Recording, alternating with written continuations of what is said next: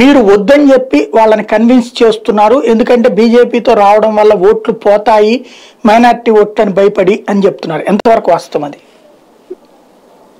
సాయి గారు, నేను ఒక విషయం అయితే చెప్తాను, మా చౌదరి గారు కూడా అర్థం చెప్పనుకుంటాను. తెలుగుదేశం పార్టీకి పట్టిన దరిద్రం వేమూరు రాధాకృష్ణ. వాడి వారాంతపు వికారాలని చెప్తాను. ఎందుకంటే నాకు కూడా నచ్చదు. కాకపోతే ఏంటంటే అది అతను ఒక జర్నలిస్ట్, అదొక మీడియా కాబట్టి ప్రజాస్వామ్యంలో గౌరవించాలా, వాక్ స్వాతంత్రం కాబట్టి మేము దాని మీద ఎక్కువగా దృష్టి పెట్టి మాట్లాడము వ్యతిరేకంగా. వారి ఇష్టం, వారి భావాలు చెప్పుకోవడం వారి ఇష్టం.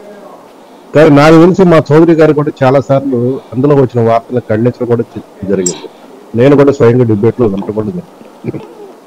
అది మా చౌదరి క్లారిఫికేషన్ ఇస్తాడు. అయితే ఇప్పుడు మా సోదరుడు శర్మ ఆ వారాంత వికారాల్లోంచి ఒక పాయింట్ తీసుకొని చెప్పాడు కాబట్టి నేను 4వ తారీఖు నాడు జనవరి 2024 మా పవన్ కళ్యాణ్ గారు రాసిన లేఖలో ఉన్న ఒక పాయింట్ మీకు స్పష్టంగా చదివి వినిపిస్తాను. ఎందుకంటే నేను ఇందాక చెప్పింది మాకు గాలి పట్టుకుంటారేమో, మీకు చదివి వినిపిస్తే కావాలంటే మీకు కూడా పంపిస్తాను. ఆయన 2వ పేజీలో చెప్పిన మాట ఏంటంటే, రానున్న సార్వత్రిక ఎన్నికల్లో జనసేన తెలుగుదేశం పొత్తుకి శ్రీ నరేంద్ర మోడీ ఆశీస్సులు ఉన్నాయి. ఈ ఆశీస్సులతోనే రాష్ట్రాభివృద్ధి కోసం ఇరు పక్షాలు ఒక విశ్వసనీయ పొత్తుతో అడుగులు వేస్తున్నాయి. ఈ క్రమంలో నేను ఏ నిర్ణయం తీసుకున్నా, ఏం మాట్లాడేందుకు ఒక బలమైన హేతు ఉంటుంది. దూరదృష్టితో దీర్ఘకాలిక రాష్ట్ర ప్రయోజనం లక్షించి పనిచేస్తాను.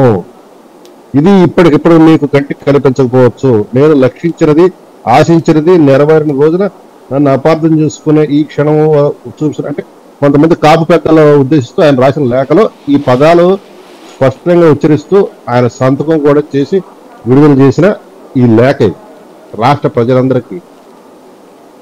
కాబట్టి ఇంత స్పష్టంగా పవన్ కళ్యాణ్ గారు ఎప్పుడు 4/1/24 ఈ సంవత్సరం, ఇప్పుడు మా తారీఖు ఎంత, మన 11, అంటే జస్ట్ ఒక వారం రోజుల కింద విడుదల చేసిన లేఖ ఇది. అది రాసిన తర్వాత రాధాకృష్ణ గారు ఇది రాశారు. రాధాకృష్ణ చాలా రాస్తాడు సార్. ఆయన వారాంతం అంటే ఒక చిన్న పాయింట్ అండి. ఒకటి మీరు అన్నది కరెక్టే, కానీ బేసిక్గా భారతీయ జనతా పార్టీ జాతీయ నాయకత్వాలు ఆ తర్వాతనే మీటింగులు జరిగినాయి, ఈ స్టేట్మెంట్లు వచ్చినాయి.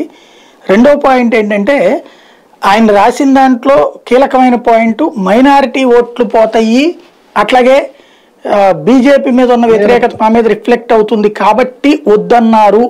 పొత్తు